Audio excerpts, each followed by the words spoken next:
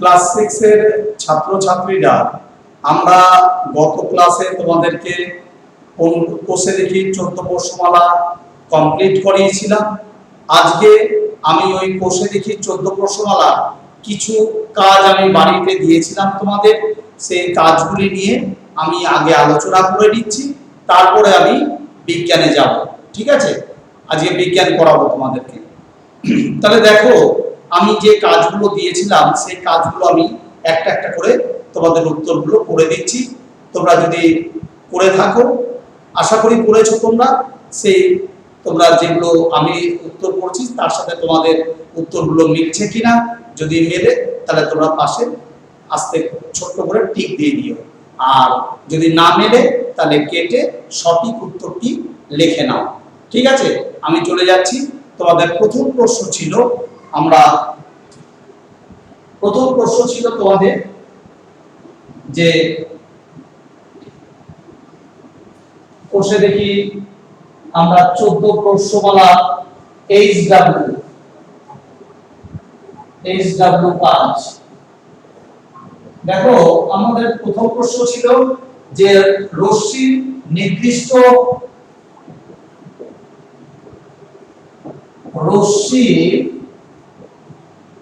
নির্দিষ্ট ব্যাস আছে, আমরা এটা তোমাদেরকে লিখিয়েছিলাম। তো উত্তরটা হবে দিক। রশ্মির নির্দিষ্ট দিক আছে, একটা নির্দিষ্ট দিক বা অভিমুখ আছে, আমরা দিক বলবো। একটা নির্দিষ্ট দিকে রশ্মি এগিয়ে যায়। ঠিক আছে, নাম্বার 2 তোমাদেরকে বলেছিলাম যে রেখাংশ হলো ড্যাশের একটি অংশ। তাহলে আমরা বলছি রেখাংশ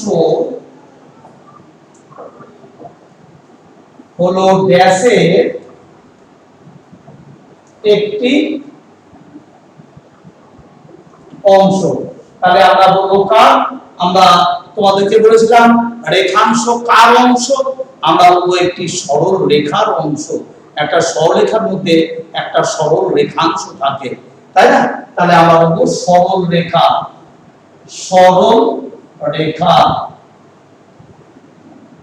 নাম্বার 3 নম্বর, দেখো দুটি সমান্তরাল সরলরেখার ছেদবিন্দু ড্যাশটি দুটি সমান্তরাল সরলরেখা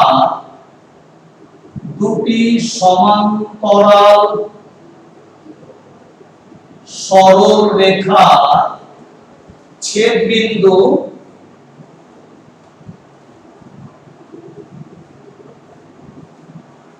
ড্যাশটি, তাহলে আমরা বলবো 0। ছেদবিন্দু 0, কারণ দুটো সমান্তরাল সরলরেখা কখনোই ছেদ করবে না, কোনোদিন করে না। আর তারা যদি ছেদ করে তারা সমান্তরাল সরলরেখা হবে না। ঠিক আছে, তাহলে দুটি সমান্তরাল সরলরেখার ছেদবিন্দু হয় 0। নাম্বার 4, কয়েকটি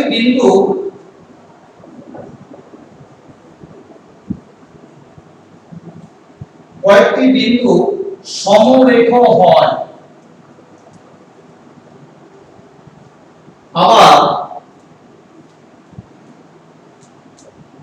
আবার সমবিন্দু হয়।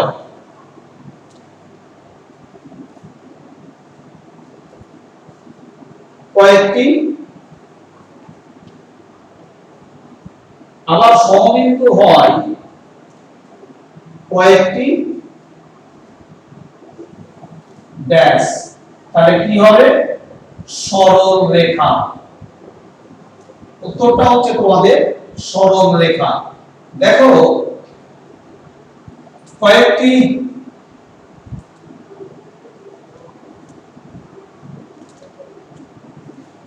বিন্দু সমরেখ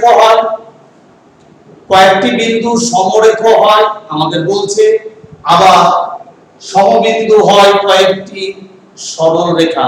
দেখো, কয়েকটি বিন্দু কি হয়, একটা বিন্দুতে এসে মিলিত হয়। কয়েকটি বিন্দু সরলরেখা তৈরি করে, সেই সরলরেখা একটা বিন্দুতে যদি মিলিত হয় তাহলে আমরা সমরেখ বলি, এই সমবিন্দু বলি।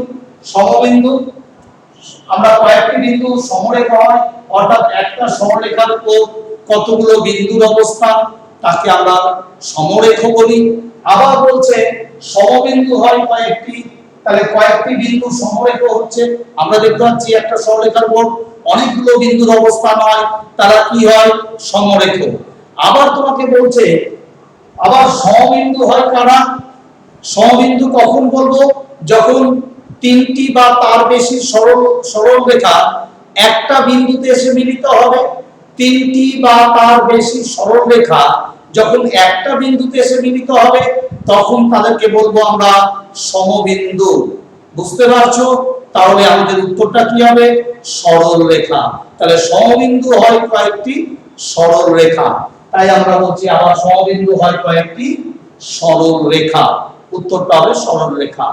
তারপর আমরা চলে আসছি 5 নম্বর। 5 নম্বর আমাদের বলছিল যে দুটি সমান্তরাল সরলরেখা বোঝাতে দুটি সমান্তরাল সরলরেখা বোঝাতে ড্যাশ চিহ্ন ব্যবহার করা হয়। তাহলে কোন চিহ্ন ব্যবহার করা হয়? এই যে সমান্তরাল চিহ্ন, এটাকে আমরা সমান্তরাল চিহ্ন বলি। বুঝতে পারছো আমার কথা? এটা হচ্ছে সমান্তরাল সরলরেখা চিহ্ন। তাহলে আমরা দুটো সরলরেখা সমান্তরাল বোঝাতে আমরা যে চিহ্নটি ব্যবহার করি সেটা হচ্ছে এই চিহ্ন। আচ্ছা, 6 নম্বর আমরা চলে গেলাম পরের প্রশ্নে। একটি নির্দিষ্ট বিন্দু দিয়ে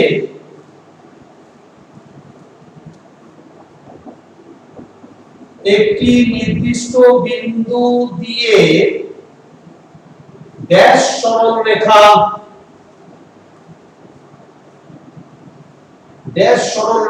অঙ্কন করা যায়।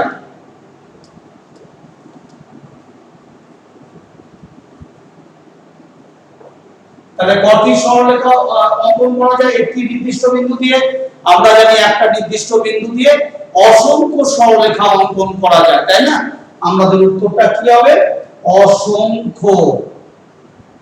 অসংখ্য সরলরেখা অঙ্কন করা যায়। নাম্বার 7, বিন্দুর কটি মাত্রা কটি? আমরা বলবো বিন্দু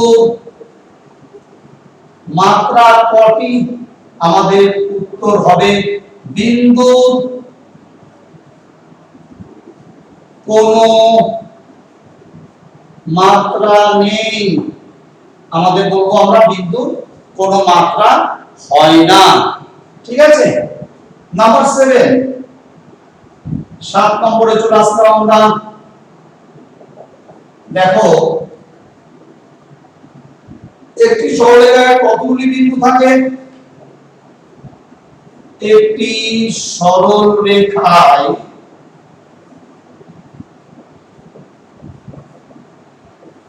কতগুলি বিন্দু থাকে? আমাদের উত্তর হচ্ছে একটি সরলরেখায় কতগুলো বিন্দু থাকে? তাহলে আমরা প্রত্যেকেই জানি একটা সরলরেখায় অসংখ্য বিন্দু থাকে, তাই না? আমরা বলবো অসংখ্য বিন্দু থাকে।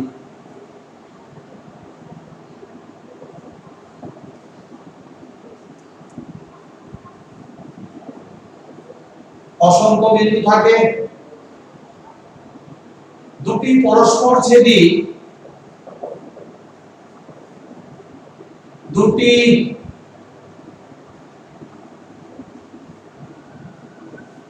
পরস্পরছেদী সরলরেখা কটি বিন্দুতে মিলিত হয়?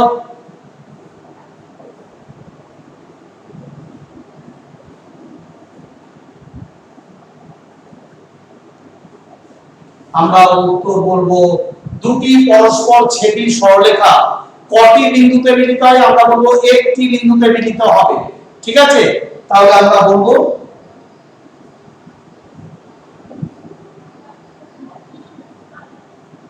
একটি বিন্দুতে মিলিত হয়। তোমরা টুকে নাও।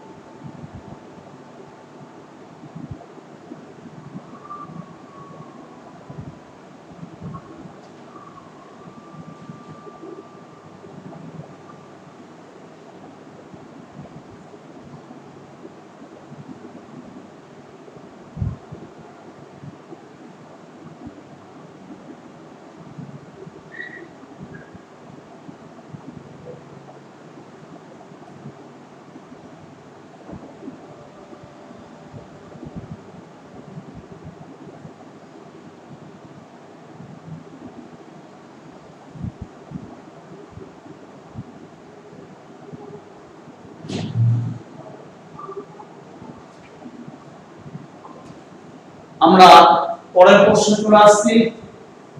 দেখো আমাদের 10 নম্বর প্রশ্ন।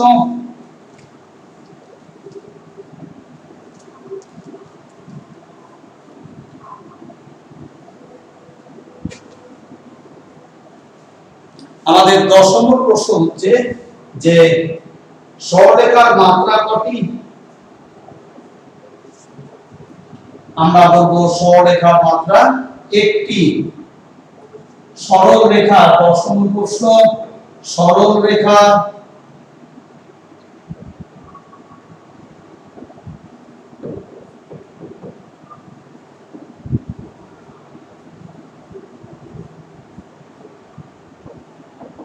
আমরা বলবো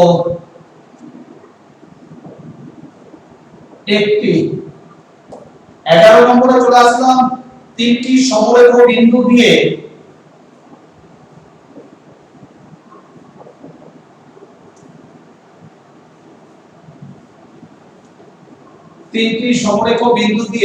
কোন ত্রিভুজ অঙ্কন করা।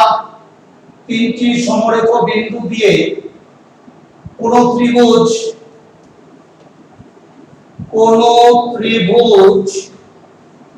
অঙ্কন করা সম্ভব কি?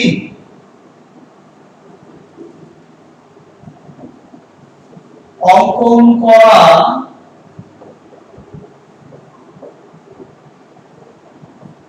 সম্ভব কি? আমরা বলবো দেখো তিনটি সমরেখ বিন্দু, অর্থাৎ একটা সরলরেখায় তিনটি বিন্দুর অবস্থান, এটা দিয়ে কি কোনো ত্রিভুজ আঁকা যাবে? আমরা বলবো কখনোই নয়। কারণ সমরেখ বিন্দু দিয়ে ত্রিভুজ হবে না, অসমরেখ বিন্দু দিয়ে ত্রিভুজ হবে। তাহলে সমরেখ বিন্দু দিয়ে ত্রিভুজ হয় না। বুঝতে পারছো? তাহলে আমরা বলবো সম্ভব নয়। তাহলে আমরা বলবো ত্রিভুজ কখনোই না। তাহলে আমরা তিনটি সমরেখ বিন্দু দিয়ে কোনো ত্রিভুজ অঙ্কন করা সম্ভব কি? আমরা বলবো কখনোই সম্ভব নয়। কখনোই সম্ভব নয়। ঠিক আছে? আরেকটা প্রশ্ন ছিল তোমাদের নাম্বার 12।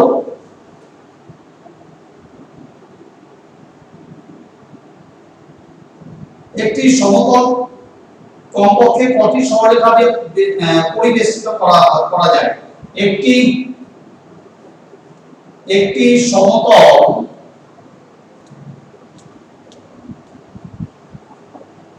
কমপক্ষে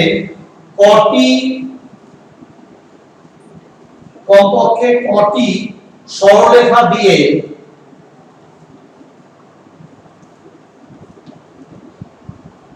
পরিবেষ্টন করা যায়?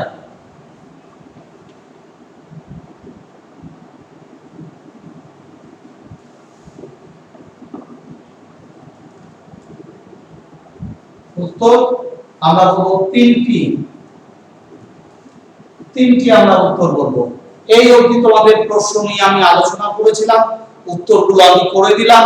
তোমরা খাতায় যদি না করে থাকো তাহলে করে নাও, আর যদি করে থাকো তাহলে ঠিক যদি হয়ে থাকে তাহলে রাইট দাও, যদি ভুল হয়ে থাকে তাহলে কেটে আমার বোর্ড থেকে ঠিক উত্তরটি করে নাও। ঠিক আছে, আমি আবার আজকে কাজ দেব। এখন তোমরা এগুলা করে নাও, আমি এখন কাজ দেব তোমাদের বাড়ির কাজ অঙ্ক, তারপর আমি বিজ্ঞানে যাচ্ছি।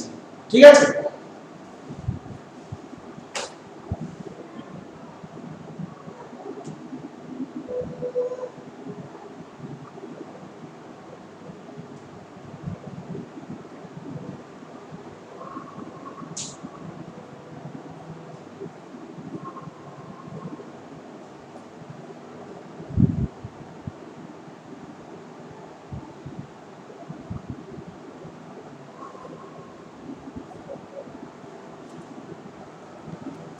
আশা করি হয়ে গেছে তোমাদের।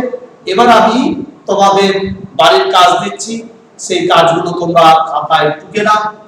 ঠিক আছে, আর তোমরা প্রত্যেকে বাড়িতে ভালো করে চেষ্টা করবে, না করলে আমি নেক্সট ডে তোমাদের উত্তরগুলো আবার আমি আলোচনা করে দেব।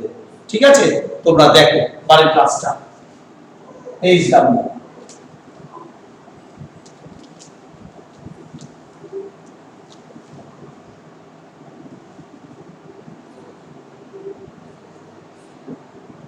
HW কাজ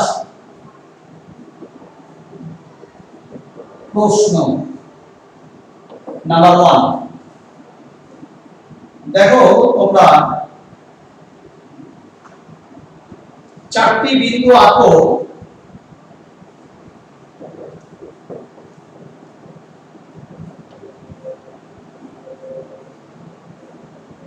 চারটি বিন্দু আঁকো যাতে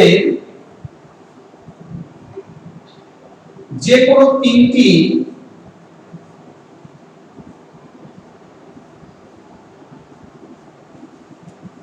যাদের যে কোনো তিনটি সমরেখ নয়।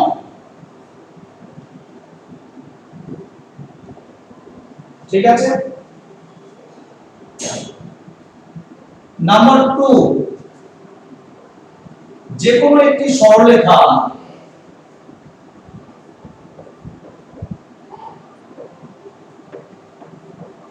যে কোনো একটি সরলরেখা অঙ্কন করো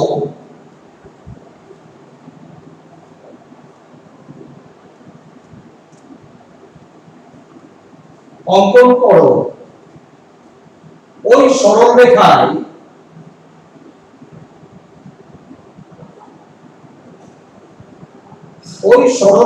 অবস্থিত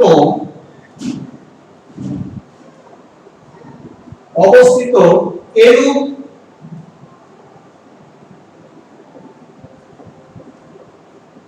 তিনটি বিন্দু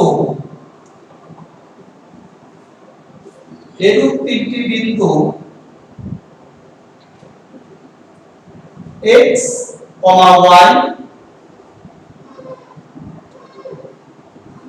z। নাও নিলাম ওই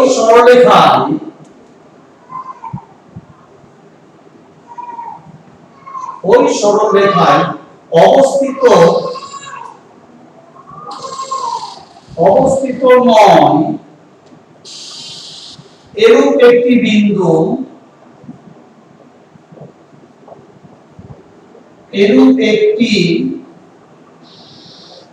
বিন্দু ও নাও।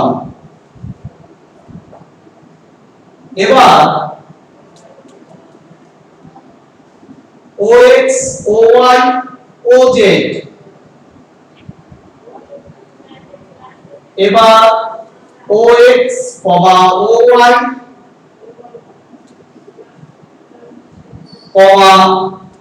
OZ তিনটি রেখাংশ অঙ্কন করো। তিনটি রেখাংশ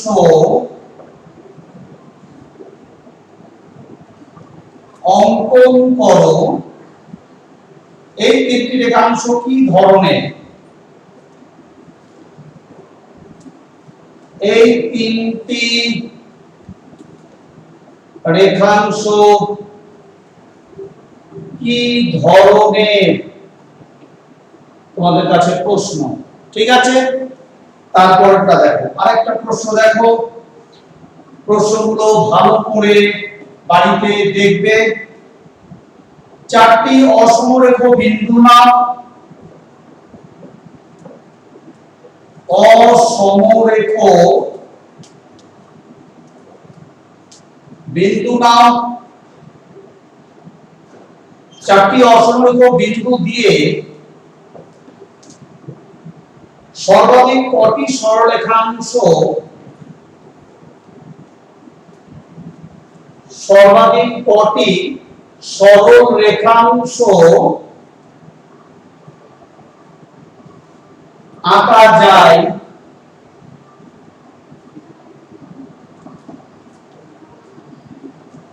লেখো।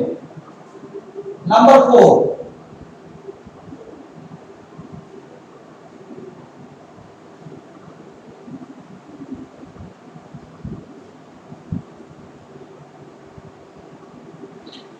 নাম্বার 4 চিত্রে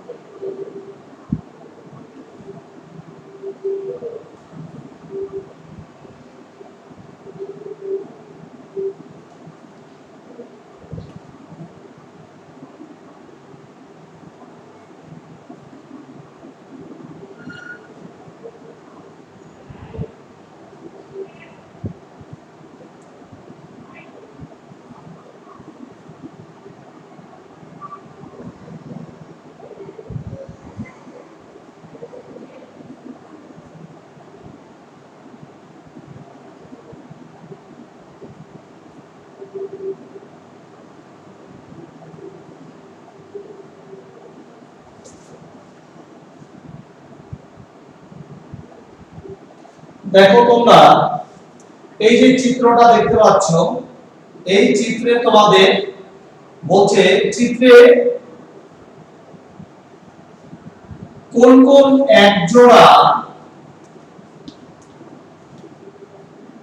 কোন কোন এক জোড়া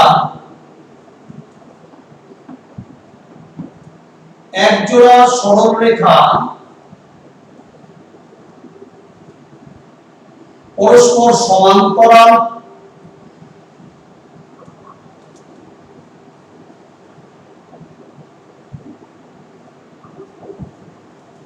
সমান্তরাল তাদের মধ্যে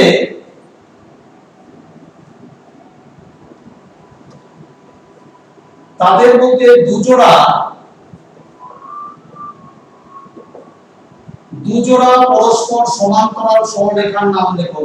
তাদের মধ্যে দুজোড়া পরস্পর সমান্তরাল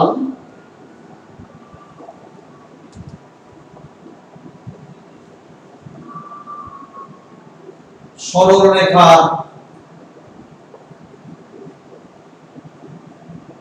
নাম লেখো। নাম্বার 5, আবার চিত্র আছে দেখো,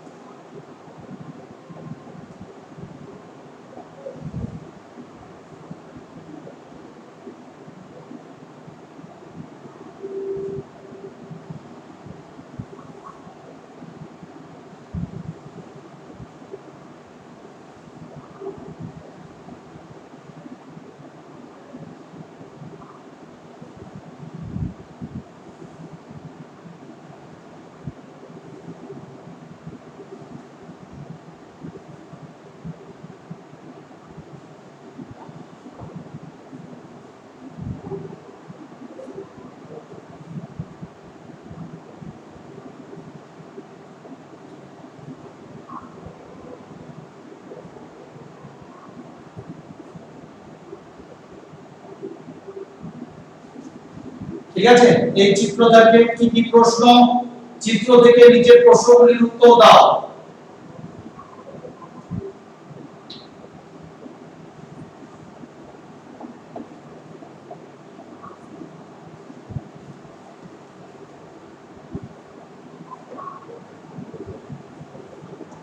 চিত্র থেকে নিচের প্রশ্নগুলির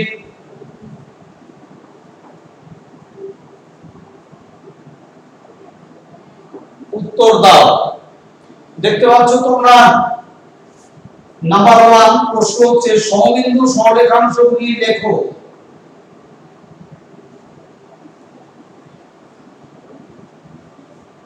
সমবিন্দু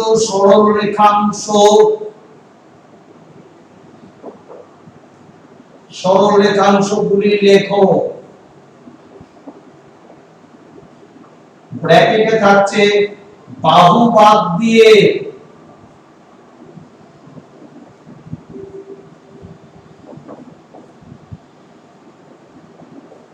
নাম্বার 2 কি 2 নম্বর প্রশ্ন, ছেদ বিন্দুগুলি লেখো।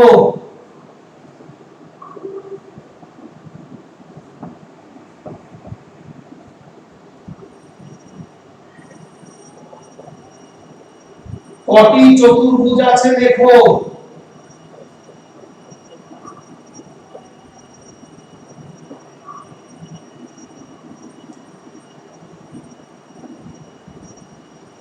আর নাম্বার 6 বিন্দু 3টি বৈশিষ্ট্য লেখো।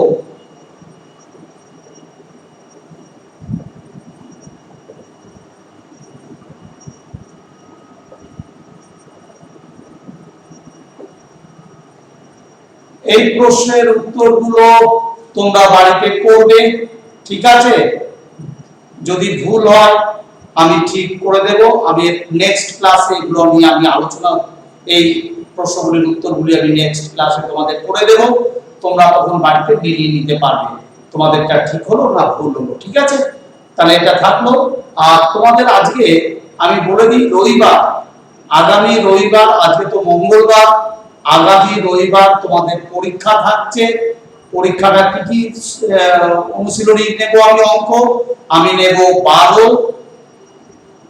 13, 14, তিনটা প্রশ্নমালা, 12, 13, 14। তোমরা ভালো করে খাতায় লিখে নাও, মন দিয়ে অঙ্কগুলো প্র্যাকটিস করে যাও, কারণ আজকে মঙ্গলবার, রবিবার আসতে এখনো অনেক দেরি, তোমরা ভালো করে প্র্যাকটিস করো, ঠিক আছে? আমি এবার বিজ্ঞান অনুশীলনীতে বিজ্ঞান পড়াবো। এবার দেখো, বিজ্ঞান তোমাদের লাস্ট আমি পড়িয়েছিলাম ঘড়ি, এই 70 পেজ, তোমরা নিশ্চয়ই মনে আছে তোমাদের। তো আমাদের দেখো, আধুনিক জীবনে আমরা বিজ্ঞানে চলে আসলাম। আমাদের অধ্যায় হচ্ছে তোমাদের মাপযোগ ও পরিমাপ। এই প্রশ্নমালাটা এখনো শেষ হয়নি, অধ্যায়টা আজকে আমরা পড়ছি। দেখো, তোমরা ভালো করে প্রত্যেকটা জিনিস বুঝে নাও। বলছে দেখো, আধুনিক জীবনে সময়ের সূক্ষ্ম পরিমাপ করা অত্যন্ত প্রয়োজন। আজকের বর্তমান দিনে আমাদের সময়কে খুব সূক্ষ্মভাবে মাপা খুব প্রয়োজন। সময়কে, ঠিক আছে, সময়কে মাপা আমাদের খুব প্রয়োজন সূক্ষ্মভাবে। তাহলে কোথায় কোথায় সময়কে খুব সূক্ষ্মভাবে মাপা হয় তার দুটো উদাহরণ দাও। তাহলে আমরা বলবো, একটা হচ্ছে আমাদের কোনো প্রতিযোগিতামূলক পরীক্ষায়, অর্থাৎ আমরা ধরে নাও কোনো প্রতিযোগিতায় দৌড় প্রতিযোগিতায় আমরা সময়কে পরিমাপ করব সূক্ষ্মভাবে। কোন প্রতিযোগী কত কম সময়ে কত দূর দৌড়ালো, আমরা এটা মাপতে পারি, ঠিক আছে? আর একটা মাপা যায় যে আমাদের বিজ্ঞানের পরীক্ষা নিরীক্ষার কাজেও খুব সূক্ষ্মভাবে সময়কেও পরিমাপ করতে হয়, ঠিক আছে? এই দুই জায়গায়। তাই বলছে খেলার মাঠে বিভিন্ন খেলার নির্ভুল সময় মাপতে যে ইলেকট্রনিক ঘড়ি ব্যবহার করা হয়, তাতে 1 সেকেন্ডের 100 ভাগের 1 ভাগ সময় মাপা যায়। 1 সেকেন্ডকে 100 ভাগ যদি করি, তাহলে 1 ভাগ সময়কে আমি মাপতে পারবো এই ইলেকট্রনিক ঘড়ি দিয়ে। বুঝতে পারছো? তাহলে কত কম সময় আমরা মাপতে পারছি। আরেকটা, বৈজ্ঞানিক পরীক্ষা নিরীক্ষার কাজে যে ঘড়ি ব্যবহার করা হয় তা দিয়েও আমরা 1 সেকেন্ডে 1 কোটি ভাগের 1 ভাগ মাপা যায়। খুব সুন্দর প্রশ্ন করেছে যে বিজ্ঞানের যে পরীক্ষা নিরীক্ষার বিভিন্ন কাজ, সেই বিজ্ঞানের বিভিন্ন পরীক্ষা নিরীক্ষার কাজেও আমরা কি করছি দেখো, আমরা 1 সেকেন্ডকে 1 কোটি ভাগে ভাগ করছি। ভাবাও অসম্ভব ব্যাপার, তাই না? ভাবতেও কেমন লাগছে, 1 সেকেন্ড সময়কে 1 কোটি ভাগে ভাগ করছি, তার 1 ভাগ সময় আমরা মাপতে পারবো। ঠিক আছে, তাহলে আশা করি তোমরা বুঝতে পারছো। তাহলে পরিমাপের অনুমানের গুরুত্ব কি? আমরা পরিমাপ যে করবো তার অনুমান আমরা ধরে নিই, অনুমান বলতে আমরা ধরে নিই, তাই না? তো আমাদের জীবনে সব সময় পরিমাপের যন্ত্র দিয়ে সঠিক পরিমাপ করে কাজ করা সম্ভব হয় না। সঠিকভাবে পরিমাপ করে আমরা কখনোই কাজ করতে পারি না। তখন আমাদের অনুমানের উপর নির্ভর করতে হয়, আমাদের কিছু একটা ধরে নিয়ে এগোতে হয়, তাই না? যেমন কারণ কোনো কাজ করার জন্য আমাদের সব সময় আমাদের হাতে না থাকে প্রয়োজনীয় সময়, না থাকে প্রয়োজনীয় যন্ত্র, দ্রুত সিদ্ধান্ত নিতে তখন আনুমানিক পরিমাপ ছাড়া সম্ভব হয় না বা কোনো রাস্তা থাকে না। তাহলে বুঝতে পারছো, কোনো কাজ করার জন্য সব সময় আমাদের হাতে না থাকে প্রয়োজনীয় যন্ত্র, না থাকে প্রয়োজনীয় সময়, তাই আমরা দ্রুত সিদ্ধান্ত নিতে হয়।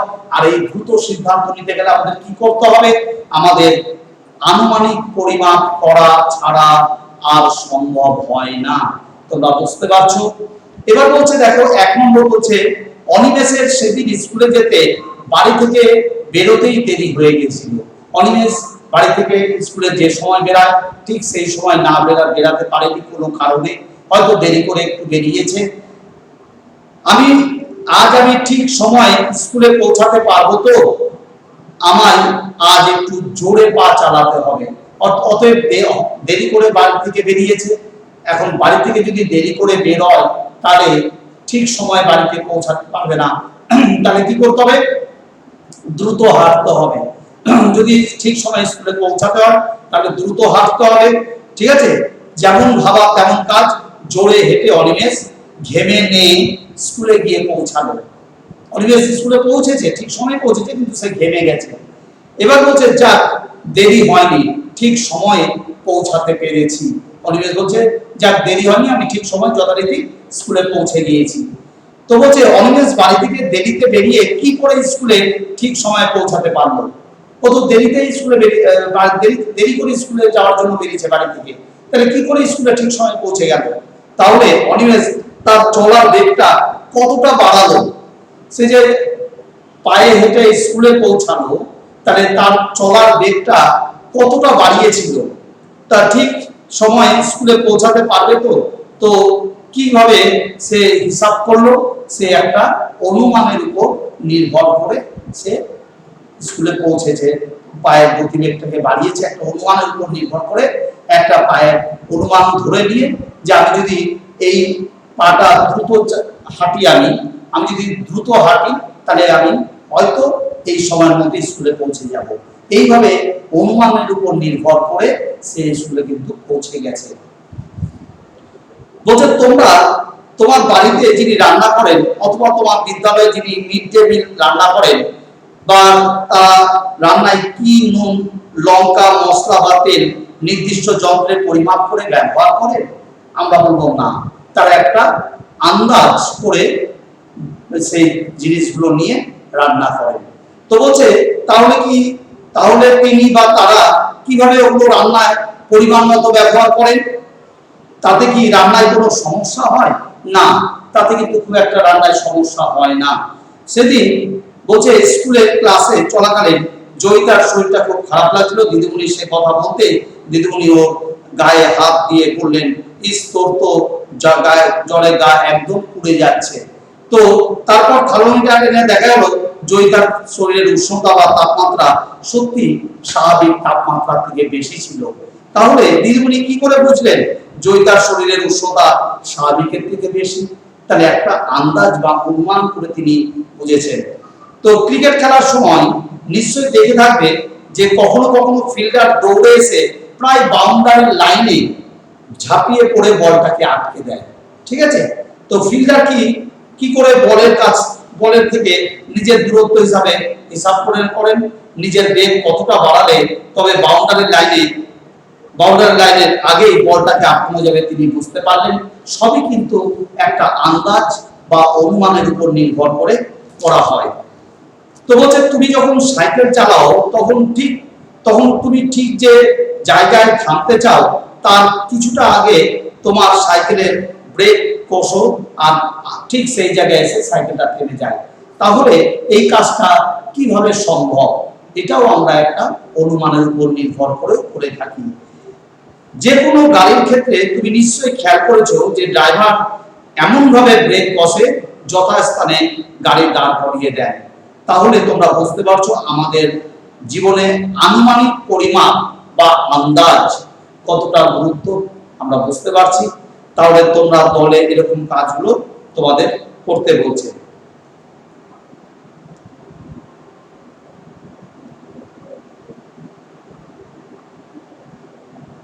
দেখো এখানে বলছে যে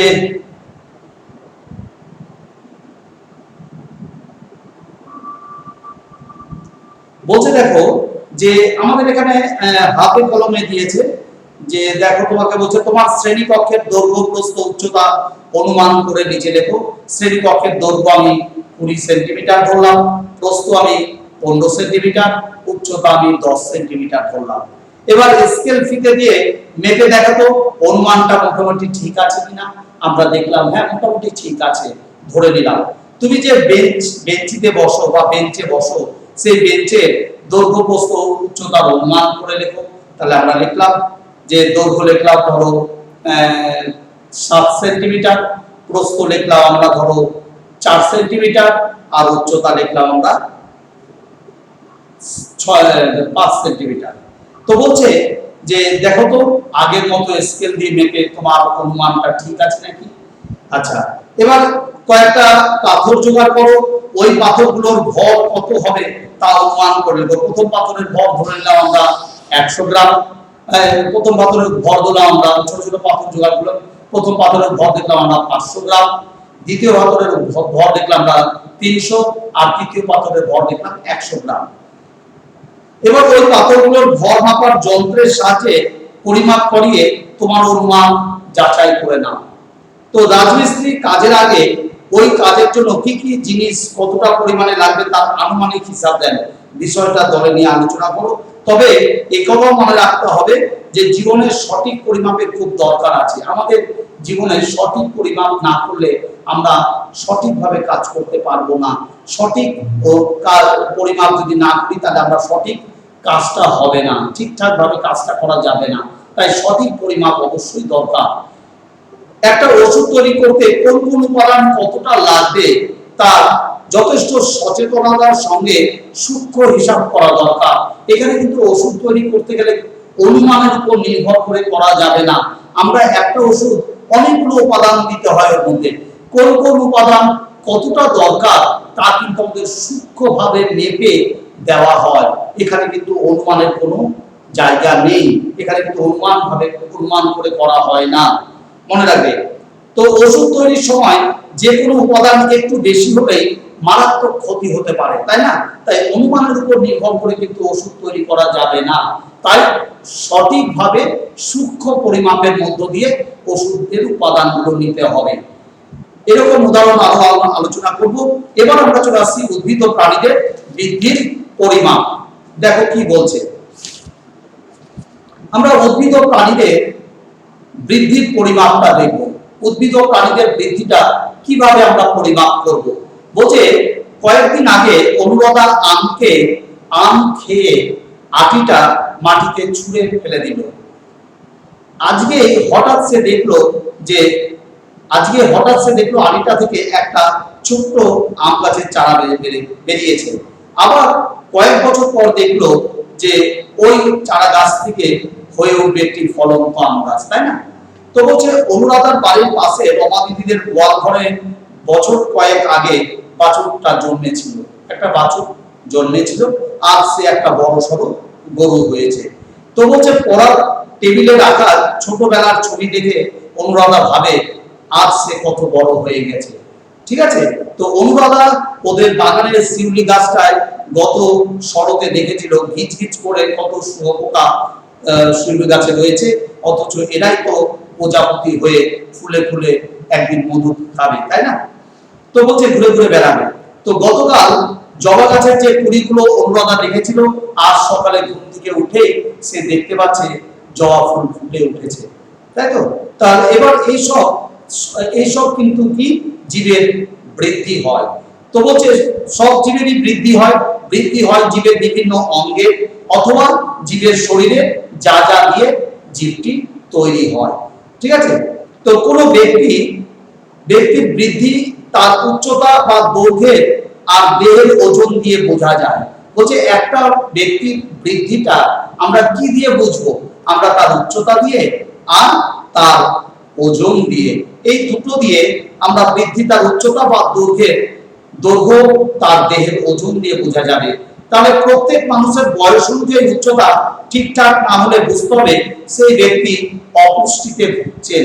আমরা যদি দেখি বয়সের সঙ্গে সঙ্গে কোনো ব্যক্তির যদি উচ্চতা ঠিকঠাক ভাবে না হয়, তাহলে আমরা বলবো ব্যক্তিটি অপুষ্টিতে ভুগছেন, অর্থাৎ তার ঠিকঠাক ভাবে পুষ্টিকর খাওয়া হচ্ছে না বা তার শরীরে প্রবেশ করছে না, পুষ্টিকর খাবার তিনি খাচ্ছেন না, তাই বয়স বাড়ার সাথে সাথে তার বৃদ্ধিটাও হচ্ছে না, ঠিকঠাক ভাবে তার বৃদ্ধি হচ্ছে না। ঠিক আছে, তাহলে আমরা বলবো তিনি অপুষ্টিতে ভুগছেন।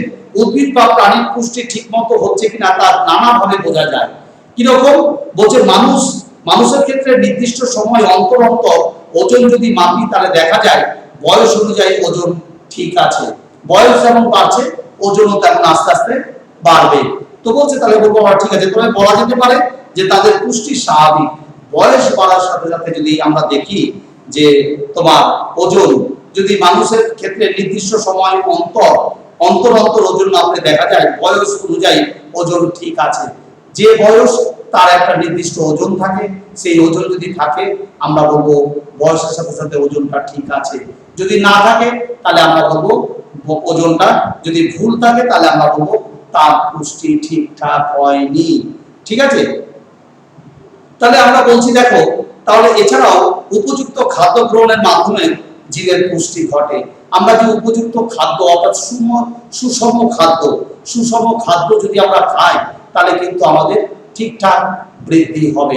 সুষম খাদ্য কোনগুলো? আমরা বলবো যে খাদ্যের 6টি উপাদান সুষমভাবে থাকবে তাকেই আমরা সুষম খাদ্য বলবো। অর্থাৎ 6টি উপাদান কি? শর্করা, প্রোটিন, ফ্যাট অর্থাৎ কার্বোহাইড্রেট, প্রোটিন, ফ্যাট, ভিটামিন, খনিজ লবণ, জল।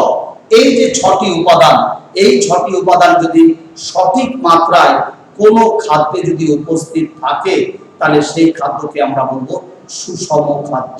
তাহলে এই সুষম খাদ্য কিন্তু আমাদের প্রত্যেকের দেহের দরকার, তাই না? সুষম আহার, আর সুষম আহার খেলে জীবের সঠিক বৃদ্ধি ঘটবে। তো পুষ্টি হলো একটি শারীরিক প্রক্রিয়া আর তার ফলাফল হলো স্বাস্থ্য। আমাদের যদি পুষ্টি ঠিকঠাক হয় তাহলে আমাদের স্বাস্থ্য ভালো হবে। ঠিক আছে, তো পুষ্টি ভালো হলে স্বাস্থ্যের লক্ষণগুলো ভালো হয়। যেমন কি কি লক্ষণ দেখে আমরা বুঝবো যে তার পুষ্টি ঠিকঠাক হচ্ছে? তাহলে আমরা বলবো মসৃণ আর উজ্জ্বল ত্বক, অর্থাৎ দেহের ত্বকটা মসৃণ হবে এবং ত্বক উজ্জ্বল বর্ণের হবে এবং দুর্গন্ধহীন নিঃশ্বাস হবে। আর কি হবে? কম মেদ হবে, মেদ বলতে চর্বিটা কম হবে। আর সুগঠিত পেশি হবে, দৃঢ় হবে, মজবুত হাড় হবে, ভালো ঘুম হবে, কায়িক শ্রমে সহজে ক্লান্তি আসবে না। অর্থাৎ শারীরিক পরিশ্রমে সে যদি অনেকক্ষণ ধরে পরিশ্রম করে তাহলে সহজে সে ক্লান্ত হবে না। তাহলে বুঝবো ব্যক্তিটির ঠিকঠাক পুষ্টি হয়েছে। ঠিক আছে, তাহলে আমরা দেখলাম যে পুষ্টি যদি ঠিকঠাক হয় তাহলে তার লক্ষণগুলো কি কি 1 2 3 4 করে আমাদের পড়তে হবে। ঠিক আছে, এবার আমরা চলে আসছি যে মাছ, মাংস, ডিম, ফল, দুধ, প্রোটিন, ভিটামিন, খনিজ লবণ সমৃদ্ধ খাদ্য যথেষ্ট পরিমাণে খেলে স্বাভাবিক পুষ্টি ঘটে। আমরা কোন কোন খাবার খেলে আমাদের স্বাভাবিক পুষ্টি হবে, তাহলে আমরা খাবারগুলো হচ্ছে মাছ, মাংস, ডিম, ফল, দুধ, প্রোটিন, ভিটামিন, খনিজ লবণ, এগুলো খাওয়ার হচ্ছে আমরা যদি ঠিকভাবে আমরা গ্রহণ করি তাহলে কিন্তু আমাদের সঠিক পুষ্টিটা হবে এবং আমাদের সঠিক বৃদ্ধি ঘটবে। বুঝতে পারছো? তাহলে আমাদের ফলে জীবের দেহ গঠন, বৃদ্ধি এবং তার ক্ষয় পূরণ ঠিকঠাক ভাবে হবে। সুগঠিত দেহ ভালো স্বাস্থ্যকে নির্দেশ করে। আমাদের দেহ যদি সুগঠিত হয় তাহলে আমাদের স্বাস্থ্য ভালো হবে। ঠিক আছে? আর স্বাস্থ্য ভালো না খারাপ তা ধরা পড়ে বিভিন্ন বৃদ্ধি সূচক পরিমাপের সময়, যেমন উচ্চতা, ওজন পরিমাপ, মাথা ও বুকের পরিধির পরিমাপ, মধ্যবাহুর পরিমাপ ইত্যাদির মধ্য দিয়ে আমরা সেটা বুঝতে পারি। ঠিক আছে? তাহলে উদ্ভিদের বৃদ্ধির পরিমাপ, এখন আমরা চলে আসি উদ্ভিদের বৃদ্ধি কিভাবে আমরা পরিমাপ করব। ঠিক আছে? তাহলে দেখো, তোমরা কি জানো উদ্ভিদের বৃদ্ধি পরিমাপের যন্ত্রের কথা?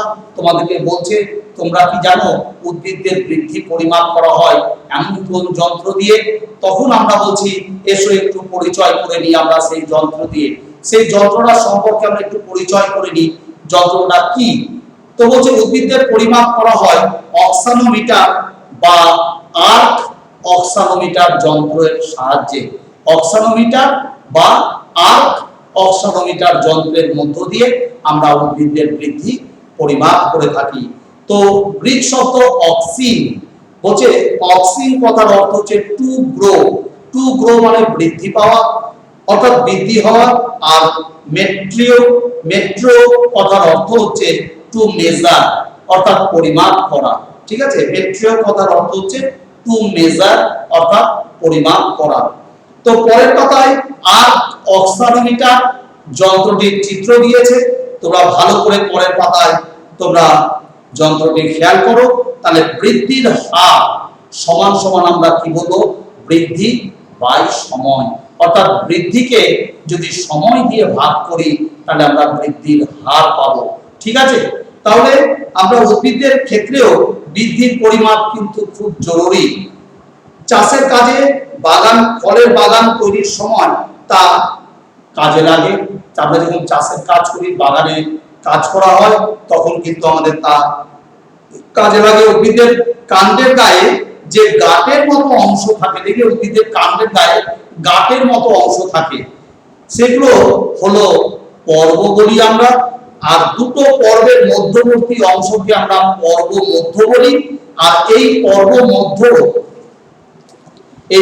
থেকে পাতা বের হয়। আর পাতার পর্বের সংখ্যা, পর্ব মধ্যের দৈর্ঘ্য, পাতার সংখ্যা, পাতার পরিমাপ থেকে উদ্ভিদের বৃদ্ধি সম্পর্কে আমাদের ধারণা পাওয়া যায়। তাহলে উদ্ভিদের বৃদ্ধি সম্পর্কে কোন কোন ধারণা আমরা উদ্ভিদের বৃদ্ধি আমরা কোন কোন জিনিস থেকে পেয়ে থাকি বা ধারণা করতে পারি? উদ্ভিদের কোন কোন জিনিস অংশ থেকে বা তাদের দেহের কোন কোন অংশ থেকে উদ্ভিদের বৃদ্ধির ধারণা আমরা করতে পারি? একটা হচ্ছে তোমার পর্বের সংখ্যা, নাম্বার 2 পর্ব মধ্যের দৈর্ঘ্য, দুটো পর্বের মধ্যবর্তী যে দৈর্ঘ্য সেই পর্ব মধ্যের দৈর্ঘ্য, নাম্বার 3 পাতার সংখ্যা, নাম্বার 4 পাতার পরিমাপ থেকে। এই চারটা জিনিস থেকে উদ্ভিদের বৃদ্ধি আমরা পরিমাপ করতে পারি। ঠিক আছে? আচ্ছা, একটা চারা গাছের কোন অংশ কেমন করে বাড়ে, তাহলে এসো দেখি। আচ্ছা, এগুলো তোমাদের খুব একটা দরকার নেই, চলে এসো।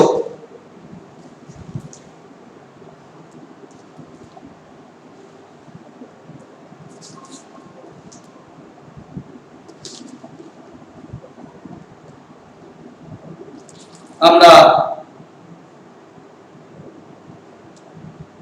এগুলো তোমাদের দরকার নেই। এবার আমরা চলে আসছি, দেখো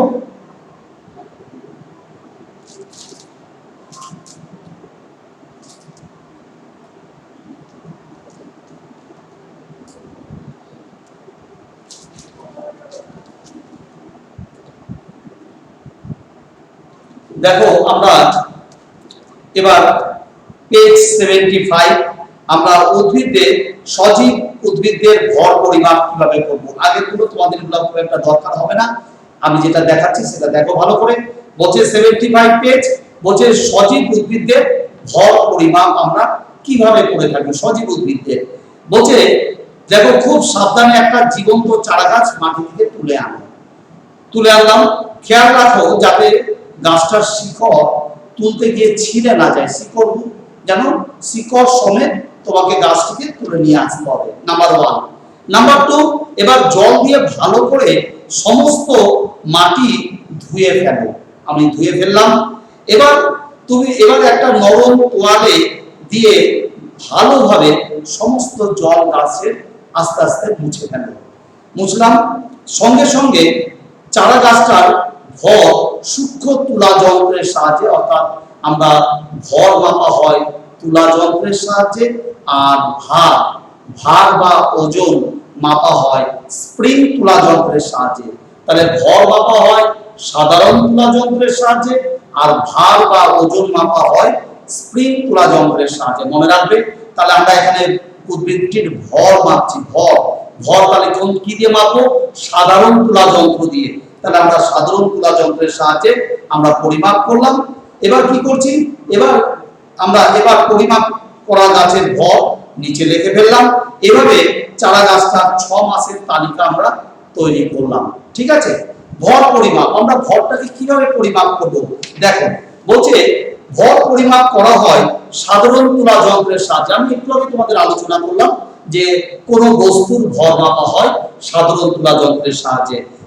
অধুনা স্প্রিং তুলা যন্ত্র দিয়েও ভর মাপা হচ্ছে। বলছে বর্তমানে এখন স্প্রিং তুলা যন্ত্রকেও এই কাজে লাগানো হচ্ছে। পাশে এমন একটি যন্ত্রের ছবি দেওয়া হলো মানুষের ক্ষেত্রে ভর মাপার যন্ত্র আকারে ছোট ও অন্যান্য প্রাণীর ক্ষেত্রে যন্ত্রের আকারটা বড় হয়। এই যন্ত্রটা দেখো পাশে দুটো যন্ত্র দিয়েছে ভর মাপার জন্য। অন্যান্য বলছে তোমাকে পাশে এমন কয়েকটা যন্ত্রের ছবি দেওয়া হলো মানুষের ক্ষেত্রে ভর মাপার যন্ত্র আকারে ছোট হয়, আর অন্যান্য প্রাণীর ভর মাপার যন্ত্র আকারে বড় হয়। মানুষেরটা ছোট, অন্যান্য প্রাণীটা বড় হয়। এবার আমরা চলে আসছি, দেখো তোমাদের আর অল্প আছে, একটু দেখো ভালো করে। প্রাণীদের বৃদ্ধির পরিমাপ। আমরা প্রাণীদের বৃদ্ধি কিভাবে পরিমাপ করব? বলছে মানুষ সহ সমস্ত প্রাণীর ক্ষেত্রে বৃদ্ধির হার পরিমাপ পদ্ধতি একই। মানুষ সহ সমস্ত প্রাণী, যত প্রাণী আছে, মানুষের যেভাবে বৃদ্ধি করা পরিমাপ করা হয় অন্যান্য প্রাণীদের বৃদ্ধিও ঠিক একইভাবে পরিমাপ করা হয়। তো বলছে পরিমাপের যন্ত্র একই। মানুষের বৃদ্ধির পরিমাপ যে যন্ত্রের সাহায্যে করা হয় অন্যান্য প্রাণীদেরও ঠিক ওই যন্ত্র দিয়ে পরিমাপ করা হয়। কিন্তু আকৃতির পার্থক্য থাকে। মানুষের যে যন্ত্রটা ব্যবহার করা হয় সেটা ছোট, আমরা আগেই করে আসলাম, আর অন্যান্য প্রাণীদের সেই যন্ত্র বড় হয়। তো বলছে উচ্চতা সাধারণত সেন্টিমিটার স্কেলে মাপা হয়। আমরা জানি উচ্চতা সেন্টিমিটার স্কেল দিয়ে পরিমাপ করি আমরা। তো পাশের ছবিটা খেয়াল করো, এমন উচ্চতা মাপার যন্ত্র তোমরা খেলার মাঠে দেখতে পাবে। আমরা দেখতে পাচ্ছি যে পাশে একটা চিত্র দিয়েছে, দেখো যে উচ্চতা মাপা হচ্ছে, সেই খেলার মাঠে আমরা এই যন্ত্র দেখে থাকি। উচ্চতা মাপার সময় পরিমেয় ব্যক্তিকে মেরুদণ্ড টান টান করে দুপা জোড়া করে পাদানের উপর দাঁড়াতে হবে। আমরা কিভাবে উচ্চতা মাপবো সেটা বলে দিচ্ছে। আমরা যার উচ্চতা মাপবো তাকে দুপা জোড়া করে টান টান করে মেরুদণ্ড টান টান করে সোজা হয়ে দাঁড়াতে হবে। ঠিক আছে। আর সূচকটিকে মাথার সূচক বলতে যেটা দিয়ে আমরা পরিমাপ করি, সেন্টিমিটারের কাঁটা, সেন্টিমিটারের দাগ যেটা দিয়ে থাকে, সেই সূচকটিকে মাথার তালুর সঙ্গে লাগিয়ে আমরা মাপ নিতে হবে। এইভাবে আমরা পরিমাপ করে থাকি। এই অবধি তোমাদের, আর বাকি যেগুলো দেখতে পাচ্ছ এগুলো তোমাদের খুব একটা লাগে না। ঠিক আছে। আমাদের তাহলে এই প্রশ্নমালাটা আজকে শেষ হলো। আমি এখন তোমাদের তোমাদের এই চ্যাপ্টারটা আমি এখান থেকে এতটা পড়া দিলাম। তোমরা ভালো করে খুঁটিয়ে ভালো করে পড়বে, প্রত্যেকটা লাইন ভালো করে পড়বে কিন্তু। আর আমি রায়মার্টিনের প্রশ্নগুলো আমি তোমাদেরকে পাঠিয়ে দিচ্ছি হোয়াটসঅ্যাপে। ঠিক আছে। তোমরা মন দিয়ে ভালো করে দেখো। ঠিক আছে। আজকে তাহলে তোমাদের কি কাজ? তোমাদের বৃহস্পতিবার আবার তোমাদের ক্লাস আছে। আমি বৃহস্পতিবার তোমাদের নতুন চ্যাপ্টার, আমি বিজ্ঞানের নতুন চ্যাপ্টারে চলে যাব। আর তোমাদের অঙ্ক আমি নতুন চ্যাপ্টার পড়াবো, ঠিক আছে? আর এই অঙ্কগুলো তোমাদের বাড়ির কাজ দিলাম, তোমরা বাড়িতে করবে। তাহলে তোমাদের বাড়ির কাজ কি থাকলো? বিজ্ঞান পড়া থাকলো। আর আমি পরীক্ষার জন্য বলে দিয়েছিলাম রোববার তোমাদের পরীক্ষা নেব।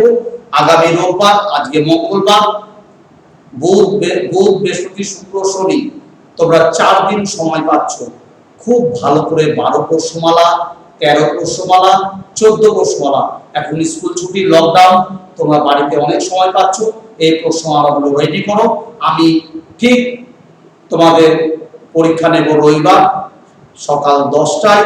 আমি তোমাদের প্রশ্ন পাঠিয়ে দিব হোয়াটসঅ্যাপে, তোমাদের গ্রুপে।